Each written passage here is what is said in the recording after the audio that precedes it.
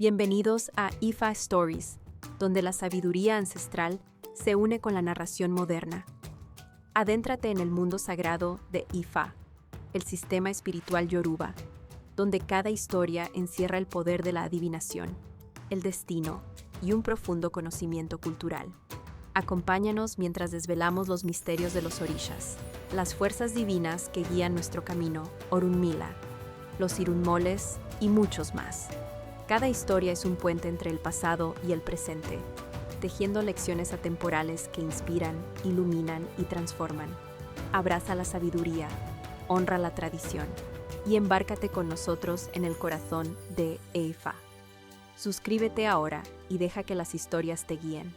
Para explorar historias yoruba completas, enseñanzas de Ifa y sabiduría ancestral, visita nuestro sitio web www.ifastories.com. Da un paso en el camino sagrado para acceder a más recursos e información. La enfermedad de Obatala. Historia. Obatala dijo: para saber si Sango me quiere, él tiene que demostrármelo.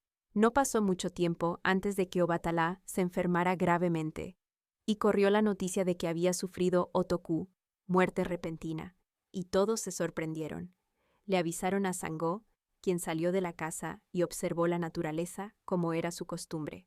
Luego regresó adentro, pidió una gran porción de amalá y harina de ñame con salsa de quimbombó, y comió muy bien. Después se dirigió a la casa de Obatala.